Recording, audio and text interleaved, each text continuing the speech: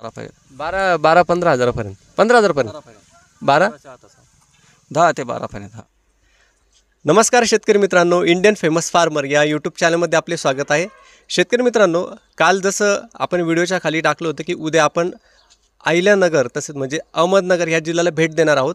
तर या ठिकाणी अहिल्यानगर या जिल्ह्यातील नेवासा या ठिकाणी सौंदाळा गावातील आपल्यासोबत सरपंच साहेब आहेत. त्यांना आपण आता भेटतोय आणि त्यांचं आपण नाव, गाव, तालुका, जिल्हा जाणून घेऊया. आपलं नाव सांगा सर. शरद बाबुराव आरगडे, सरपंच ग्रामपंचायत सौंदाळा, तालुका नेवासा, जिल्हा अहिल्यानगर. सर, सगळ्यात पहिले जे आपलं व्हिडिओ बघणारे जे शेतकरी बांधव आहेत हे सगळे कापूस उत्पादक शेतकरी आहेत आणि सर्व शेतकरी बांधवांना मी सांगू इच्छितो की आपले जे सरपंच आहेत आरगडे साहेब हे महाराष्ट्रातील सर्वात उत्कृष्ट शेतकरी आहेत.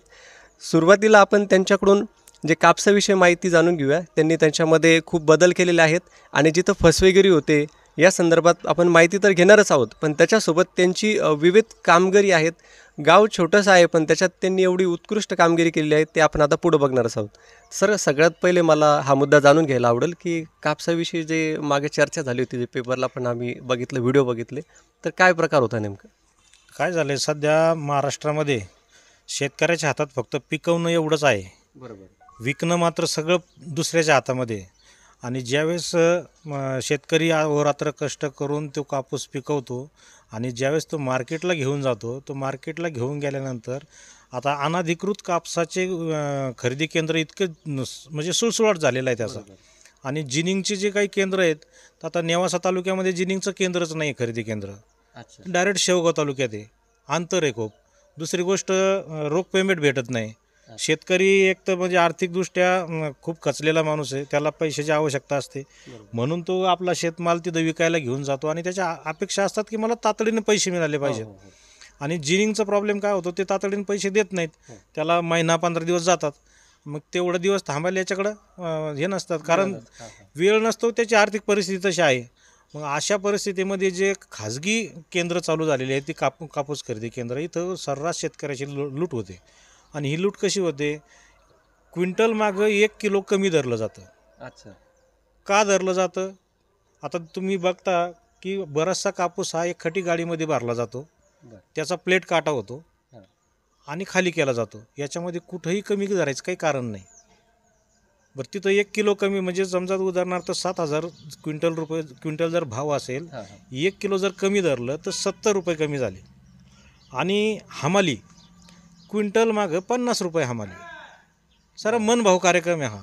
म्हणजे तिथं इकडं 70 कमी करायचे, तिथं परत 50 कमी करायचे, म्हणजे 120 रुपये एका क्विंटलला तिथं शेतकऱ्याला धोका मिळतो. सांगायला भाव 7,000, पण हातात किती? 7,000 यायलाच पाहिजे समजा सांगितलं. येत नाहीत ना. 120 रुपये तिथं कमी झाले ना तुमचे. बरोबर. म्हणजे 6,080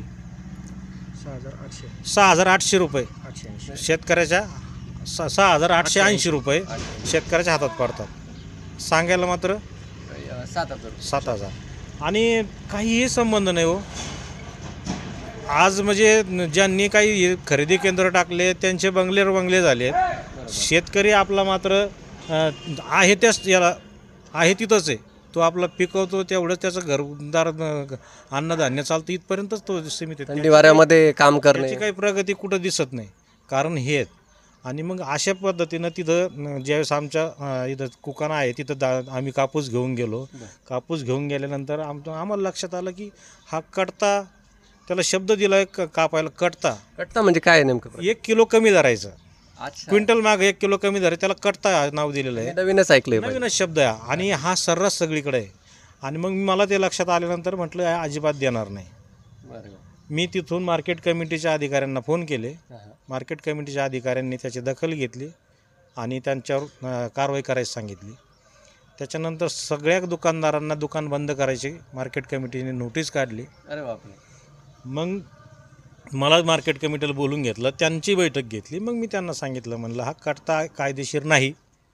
मार्केट कमिटीने जे नियम घालून दिलेले आहेत, कापसाच्या बाबतीमध्ये जिनिंगचे जे नियम आहेत ते नियम तुम्हाला लागू असतील. आणि कायद्यामध्ये असं कटता वगैरे काही नाही.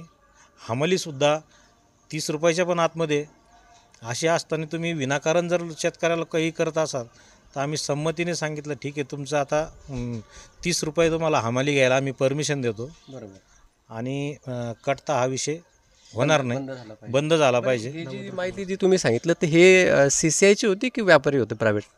खाजगी व्यापारी होते हे सगळे. व्यापारी. मग यांना मार्केट कमिटीने आम्ही तिकडं तक्रार केल्यावर बोलवून घेतलं आणि त्या बैठकीमध्ये तो निर्णय झाला की यापुढं कधी कटता घ्यायचा नाही आणि इतरही शेतकऱ्यांना रोख पेमेंट द्यायचे. बरोबर.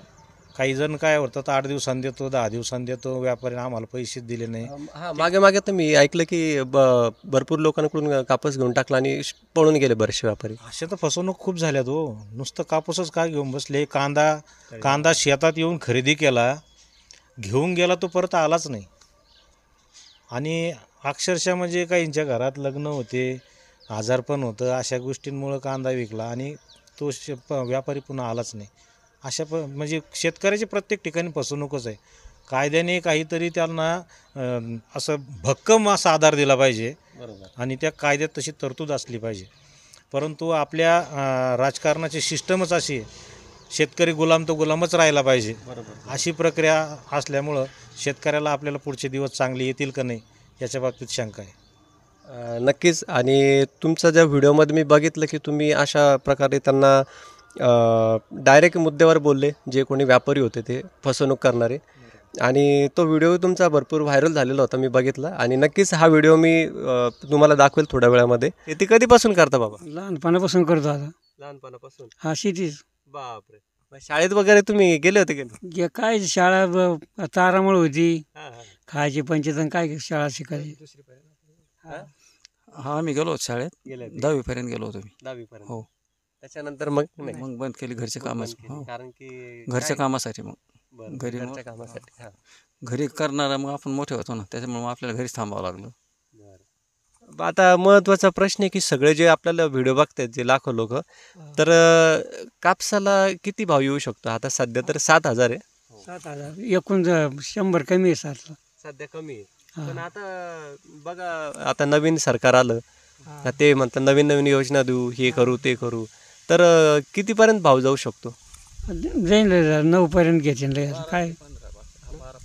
जास्तीत जास्त 12पर्यंत. 15 हजारापर्यंत? 15 हजारपर्यंत? 12? 10 ते 12पर्यंत. हा 10 ते 12पर्यंत जाईल. हो. अरे वा. आपल्याला साहेबांनी खूप चांगली गोष्ट सांगितली आनंदाची की कापसाला 12 हजारपर्यंत भाव जाऊ शकतो समजा. पण कसं काय जाईल? आता कापूस सुरुवातीला कमी भावात खरेदी केला त्यांनी. बरं. आता राहिलेला कापूस मग माल कमी झाल्यानंतर भाव वाढतोच ना. हां, माल त्यासाठी. कमी झाल्यावर. हो. तर मग अशा म्हणजे भाव वाढण्यासाठी तुम्ही काय करता? कापूस ठेवता? हा. पण ते मग भाव जरी वाढला तरी वजन कमी येतं मग कापसाला वाढल्यामुळं. वाढल्यामुळं. मग त्याच्यासाठी काही दुसरी काही म्हणजे पद्धत वगैरे? नाही दुसरे काय नाही, मग आहे तशाच पद्धतीने विकावं लागतो. हो का? हो. त्याच्यावर काही प्रक्रिया करता येत नाही का की त्याला चांगलं ठेवण्यासाठी किंवा त्याचं वजन कमी होऊ नये यासाठी? नाही प्रक्रिया नाही करता येत ना, मग ते पाणी मारल्यावर मग व्यापारी घेत नाहीत ना, मग ते पाणी हो काळा पडतो तो. काळा पडतो. हो. त्याच्यामुळे मग तसा पांढरा विकला पाहिजे. बरं बरं. आणि इकडं समजा जास्त प्रमाणात मला वाटतं नगर जिल्ह्यामध्ये जास्त पीक कशाचं घेतलं जातं? आमच्याकडे काही ऊस आहे आणि कपाशी. ऊस आणि कपाशी बस. कपाशी, तूर आहे. हो का? गहू आहे. गहू पण आहे का? हो. हरभरा. जास्त करून समजा ऊस. जास्त ऊस आणि हे कांदे ज्यादा आहेत. अच्छा. कांदा. मग तुम्ही कपास लावली होती की नाही यावर्षी? हो लावली लावली होती. होती? हो. मग मला वाटलं की जास्त प्रमाण ऊसाचं आहे तर कापूस लावता नाही लावत. नाही कपाशी पण होती पण ऊस पण भरपूर आहे. हो का? हो. बरं बरं. मग आता कपाशी मोडल्यानंतर मग ऊस लावायला सुरू झाली परत आता. आणि कपाशी म्हणजे तुम्ही काढली. आपलं सीझन नुसार तुम्ही. बाबांनी कपाशी काढली आणि ऊस लावायला चालू केलं तिथं आता. हो का? हो. बाबांनी पण का? हो. तुम्ही म्हणजे एवढं वय झालं, तुमचं वय किती आता? आता 75. 75 वय? नाही नाही नाही नाही, ते नाही म्हणत मी, आधार कार्ड वगैरे नका दाखवू. मला म्हणायचं की एवढं वय झालं आणि तुम्ही अजून पण काम करताय. हा काम करावं लागत नाही तर खाता काय. माझ्यावाला 65 आहे. तुमचं 65. हो. आता दोघंच ऊस लावायला. 1.5 एकर ऊस दोघंच लायतो. दोघंच ऊस लावणार तुम्ही? दोघंच. अर्धा एकर झालाय. आता बियाणं तोडायचं. बघा शेतकरी मित्रांनो, बाबांचं एवढं वय झालेलं आहे, बघा त्यांची तब्येत, तरी पण ते अजून सुद्धा काम करतात. 75 वय आणि आपल्यासारखे बरेचसे असे मुलं आहेत किंवा लोक आहेत की ज्यांना सगळ्या गोष्टी अवेलेबल असून घरच्या खायला प्यायला सगळं असून ते म्हणतात की मला कामाला नाही जायचं, की मी जात नाही किंवा हा? कोणीच हात लाईत नाही. कामाला पण हात लावत नाही. नाही नाही अजिबात नाही लाईत. 8 वाजता सकाळी आम्ही कामावर आलो की इथे वावरात हा, हा. शेतीमध्ये 6 वाजेपर्यंत आम्ही घरी जातो. घरी जात दुपारी नाही. जेवण करून येतो फक्त दुपारी येता किती वाजता? 8ला सकाळी. सकाळी 8ला. 8 ते 9 जास्तीत जास्त. 6 6 वाजेपर्यंत. 8 ते 6. हो. मग जेवणाचं वगैरे कसं? जेवतो 12 वाजता जेवतो. बरं. 1 तासभर फक्त. मग कोण बनवून आणतं? आम्ही घरी इथं जवळच आहे घर आमचं शेतापाशी. हो. सगळं म्हणजे हो. बनवून शेतीला आणतं. राहायला येत नाही आम्ही. हा का? हो. मग घर दुसरीकडे गावाकडं? नाही इथं मळ्यातच आमचं राहायला इथंच. हो. बरं बरं. मला तेच जे बघणारे आहेत आणि याच्यामधले जेवढे पण मुलं असतील विद्यार्थी किंवा जे कोणी असतील त्यांच्याकडे बघून तुम्हाला खरंच शिकलं पाहिजे, कारण की एवढं वय झालं आहे त्यांचे, तुम्ही अवस्था बघू शकता. तरी एवढं काम करत असताना ते कुठल्याही गोष्टीत ते कमी पडू देत नाही आणि त्यांच्या चेहऱ्यावर तर दिसत नाही की त्यांना कामाचं जीवावर येतं. अजून बी हसरा चेहरा त्यांचा दिसतोय. तर त्यांच्याकडून तुम्ही शिका की म्हणजे कट्ट्यावर बसणे किंवा मला काम नाही करायचं शेतीमध्ये, किंवा मग बरेचसे मुलं आहे की शेती सोडून शहरात जाऊ लागले. हे प्रमाण का बरं वाढलं, म्हणजे काय होतंय असं शेतीमध्ये? आईस इथं कष्ट काम करावं लागत ना. कष्ट करावं लागत. असं म्हणायचं. दुसरं काहीच नाही. काम करायचं काम करण्याची कुवत नाही त्यांच्यात. होत नाही. हो. फक्त मोकळं फिरूनच खायचं आपलं. बघा तुम्हाला डायरेक्ट त्यांनी म्हणजे चॅलेंज केलेलं आहे की तुमच्या दम नाही आहे थोडक्यात, असं म्हणायला काही हरकत नाही. जे पोरं आहे जे शेती सोडून गावाकडे चालले तर तुमच्यात दम नाही असं डायरेक्ट ते म्हणतायत. तर याच्यासाठी तुम्ही काय करायला पाहिजे, की काय करायला पाहिजे बाबा या मुलांनी? मग त्यांनी कष्टच करायला पाहिजे. काय करायला पाहिजे? आणि नाही कष्ट केलं मग दिन कोण तुम्हाला कवर फिरणार तुम्ही? तर मला तर असं वाटतं की म्हणजे शेतीवाल्या मुलाला मुलगी देत नाही, त्याच्यामुळं ते पोरं सिटीत जाते कामाला. हा मग ते झालं आता. एक तर ते त्याचं कारण असेल, नाही तर मग शेतीमालाला भाव नाही, महत्वाचा मुद्दा. खताची कोणी 2,000 रुपयाला. खताची गोणी 2,000 रुपयाला गहू विकतो 2,000. बघा आता म्हणजे मग खताची गोणी घे, आपलं गहू पिकवण्यापेक्षा खताची गोणी घ्यावा काय घ्यावं? काय घेऊन ये- शेतकरी असल्यामुळे आपल्याला ते करावंच लागतं ना. असं आहे. जमीन पार्जित शेती चालत आहे. जमीन तशी ठेवता येत नाही ना. बरोबर समजा मग जो खर्च लागेल तो लागेल, पण आपल्याला धान्य घरचं होतं खायला. बरोबर. म्हणजे की दुसऱ्याच्या सावलीत काम करण्यापेक्षा स्वतःची हे बनवणं महत्वाचं आहे. 1 वर्ष तोटा 1 वर्ष नफा असं होतच ना कधी कधी. हो सर. जसं आपल्या हाताचे 5 बोटं सारखे नाही, त्या पद्धतीने भाव कमी जास्त या सगळ्या गोष्टी होणारच आहे. हे तर जग जाहीर आहे. रात्री 12 वाजता उठून दार झाड लागायचे. रात्री 12ला 12 लाईट येते ना आमच्याकडे. दिवसा लाईट नसते. नाही 12 ते 8. रात्री 12 ते 8. आणि सकाळी 8 ते 4 वाजपर्यंत. बरं बरं बरं. 2 पद्धती आहेत लाईनीच्या. हो का? हो. दिवसपाळी एक आठवडा, रात्रपाळी एक आठवडा. मग रात्रपाळी आल्यानंतर उठावंच लागतं 12ला. बरंच अवघड काम आहे. आणि बरं आता इकडं मला एक विचारायचं आहे की समजा आता आपले जे सरपंच साहेब आहे, आणि मागं असं एक घडलं होतं का की कुठं ते व्यापारी ज्यावेळेस कापूस हे घेत होते त्यावेळेस 40 रुपये काहीतरी याचे घेत होते काही कामाचे? आम्ही जातच नाही. त्या काहीतरी घडलेलं आहे. काटा विटा असं मला आता मी गावामध्ये येत होतो तर मला तिथं एक होते, त्यांनी सांगितलं असं. आता आपण मला सोडीतच नाही. बरं पोरं घेऊन जायचे ना, कायला भाव विचारावून कायला पैसे विचारायचे आपण. आम्ही भरून त्याचं त्यांना इथून काय पैसे येतील ते घ्यायचे ताब्यात. इथून तुम्ही भरून वगैरे हो. गाडी हो. वेचून तुम्ही जमा करा. मग त्याचे पैसे तुम्हाला भेटता का नाही?